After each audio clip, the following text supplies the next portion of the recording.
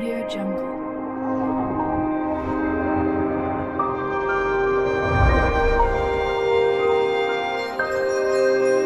Audio Jungle. Gujarat mineral की ये company एक साल में 117% के रिटर्न दे चुके हैं। अब पिछले 6 महीने में 26% की डाउन दिखा चुकी है। अब सवाल यहाँ ये खड़ा हो रहा है कि इस कंपनी में पैसा कमाने के लिए बाई करना है या शॉर्ट। ध्यान रहे, स्टॉक में ग्रोथ की उम्मीद हो तो बाई करते हैं और जब गिरावट हो तो शॉर्ट करते हैं। यानी इस कंपनी में कमाई का मौका भी बाकी है, बस इस मौके की सही पहचान करनी है। और आज के एनालिसिस में मैं आपको क्या बताने वाला हूं और साथ में लाइव सिखाऊंगा कि डबल MM इंडिकेटर की मदद से स्टॉक में एंट्री कब करनी है या कैसे पहचानते हैं, कहां और कब पैसा लगाना है, कितनी देर बाद उसमें से निकल जाना है। लाइव सारा सिखाऊंगा आपके सामने, जो तरीका सभी बड़े इन्वेस्टर और ट्रेडर यूज करते हैं। तो एपिसोड आखिरी तक देखिएगा ताकि आप मिस ना करें। बिल्कुल ही कंफ्यूज मत होइएगा, बेहद ही आसान तरीके से मैं आपको सिखाने वाला हूं। ये नहीं समझना है कि टेक्निकल चार्ट है तो हमें नहीं पता है तो हम नहीं सीख पाएंगे। अगर आप अभी तक टेक्निकल चार्ट के बारे में कुछ भी नहीं जानते हैं तब भी आप ये टेक्निक आसानी से सीख सकते हैं। चलिए शुरुआत एनालिसिस से करते हैं। कंपनी का नाम है Gujarat mineral development corporation limited, जो गुजरात सरकार के अंदर काम करती है। और काम क्या है? काम ये है कंपनी का कि मिनरल एंड माइन यानी इन सब की खुदाई करना है और साथ में पावर जनरेट करने का भी काम कंपनी करती है, जिसमें थर्मल, विंड और सोलर तीनों सोर्स शामिल है।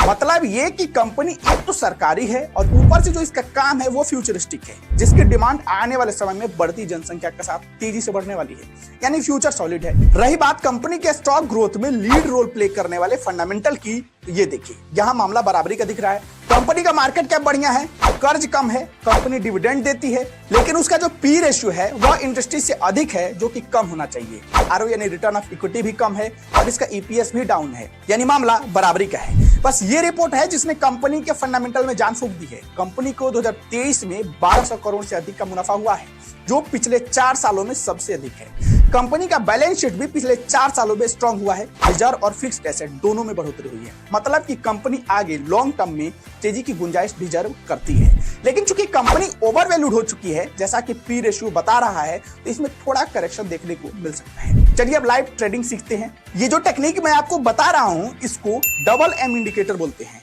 क्योंकि इसमें हम 2 बार मूविंग एवरेज का यूज करेंगे। ये देखिए मैंने ट्रेडिंग व्यू से जाकर चार्ट ओपन कर लिया है। स्टॉक मैंने IRFC को सेलेक्ट किया है क्योंकि यह स्टॉक काफी ट्रेंड में था, तो मैंने सोचा कि चलिए इसी पर आपको उदाहरण से लाइव सिखाता हूं। मैंने जो 2 इंडिकेटर यूज किया है उसे ऐड करने के लिए इस इंडिकेटर वाले ऑप्शन पर चले जाना है, फिर मूविंग एवरेज टाइप करना है। ये देखिए मूविंग एवरेज सिंपल आ गया, इसको 2 बार क्लिक कर देना है, मैंने ऑलरेडी किया हुआ है। उसके बाद इसको क्लोज कर देना है। अब इन दोनों की सेटिंग में चले जाना है। चलिए इसमें चलते हैं। पहले वाले का लेंथ 50 कर लेते हैं, यहाँ पहले से मैंने किया हुआ है। अगर आपके सिस्टम में अगर 50 यहाँ नहीं है तो उसे यहाँ 50 सेट कर लें और यहाँ से आकर उसका जो थिकनेस है थोड़ा सा बढ़ाते हैं। ये हो गया, ओके कर दीजिए। सेम ऐसे ही दूसरे मूविंग एवरेज की सेटिंग में चले जाना है। ये देखिए आ गया, यहाँ से इसे 200 पर कर लेना है। अगर आपके सिस्टम में ऐसा नहीं है तो इसे 200 पर सेट कर लीजिए। उसके बाद इस वाले में कोई बदलाव नहीं करना है, सीधा ओके कर देना है।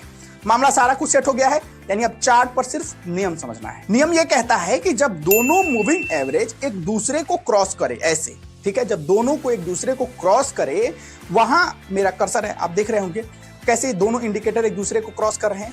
उसके ठीक बाद जो 50 लेंथ वाला मूविंग एवरेज है उसे कैंडल जैसे ही पहला सपोर्ट लेगा वहां पर हमें एंट्री कर लेना है। ये दिख रहे हैं, मेरा कर्सर 173 पर दिख रहा है। इतने रुपए पर आपको स्टॉप लॉस लगाकर एंट्री कर लेनी थी। नीचे देखिए 3 जुलाई को दोपहर 2:30 पर यह पैटर्न बना था।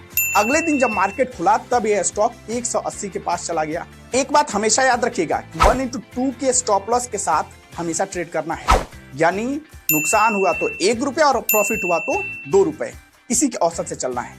ठीक है, अब यहाँ एक चीज और, जैसे आपने अपना सेट कर लिया उसके बाद कैंडल ऊपर चला जाता है, यानी प्राइस बढ़ रहा है, तो आपको अपना स्टॉप लॉस धीरे धीरे ऊपर करते जाना है। अभी जैसे मैंने स्टार्टिंग में 173 का स्टॉप लॉस लिया था, अब इसकी कीमत 180 चली गई, तो हमने स्टॉप लॉस बढ़ाकर वहां तक कर दिया।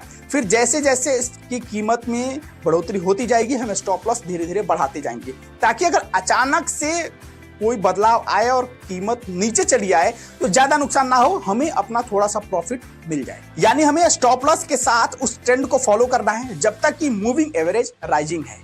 यानी ऊपर की तरफ ये जो मूविंग एवरेज का इंडिकेटर है वो जा रहा हो। ध्यान रहे, जैसे ही मूविंग एवरेज फॉलिंग दिखे तो एग्जिट कर लेना है, और इसके साथ अगर कैंडल मूविंग एवरेज को ब्रेक करने की कोशिश करता है तब भी आप एग्जिट कर लें, क्योंकि उसके बाद गिरावट की संभावना हो सकती है। ध्यान रहे, ये एडवांस टेक्निक है, तो रोज आपको चार्ट में नहीं देखने को मिलेगी, लेकिन जब दिखेगा तो बताए गए तरीकों से आप प्रॉफिट बना सकते हैं। और मुझे इजाजत दीजिए, कुछ नया सीखने को मिला है तो वीडियो लाइक कीजिएगा और फीडबैक में अपना ओपिनियन शेयर करना मत भूलिएगा। धन्यवाद।